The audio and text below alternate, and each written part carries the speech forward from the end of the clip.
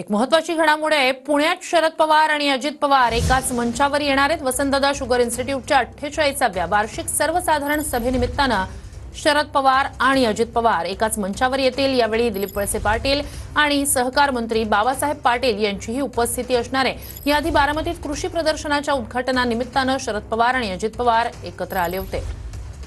अधिक माहिती या सगळ्या संदर्भात आपले प्रतिनिधी योगेश बोरसे यांच्याकडून घेऊया। योगेश, अपडेट्स काय देता येतील या संपूर्ण इन्स्टिट्यूटच्या सर्वसाधारण सभेनिमित्तानं?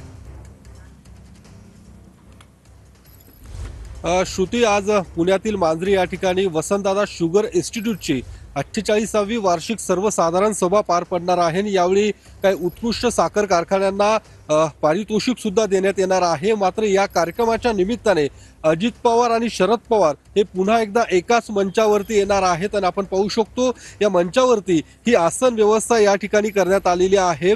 शरद पवार या ठिकाणी बसणार आहेत, त्यांची जी काही नावाची प्लेट आहे ती या ठिकाणी लावण्यात आलेली आहे। मात्र त्यांच्या दुसऱ्या बाजूला जी खुर्ची लावण्यात आलेली आहे ती अर्थातच अजित पवार हे शरद पवारांच्या शेजारी बसणार आहेत। शेजारी ही अजित पवारांची खुर्ची लावण्यात आलेली आहे, तर दुसरीकडे दिलीप वळसे पाटील हे एका बाजूला शरद पवारांच्या बाजूला हे बसणार आहेत।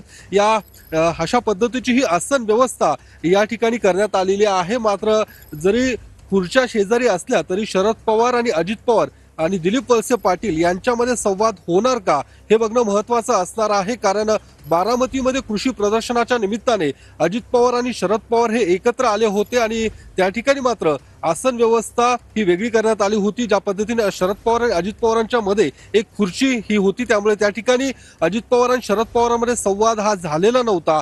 आज मात्र संवाद होणार अशा पद्धतीची शक्यता आहे आणि त्यामुळे आपण पाहू शकतो आज या वसंतदादा शुगर इन्स्टिट्यूटच्या कार्यक्रमानिमित्त हे दोन्ही नेते एकत्र येणार आहेत आणि आज या नक्कीच योगेश, या संपूर्ण कार्यक्रमाबाबतचे अपडेट्स तुमच्याकडनं घेत राहूच। तूर्तास धन्यवाद।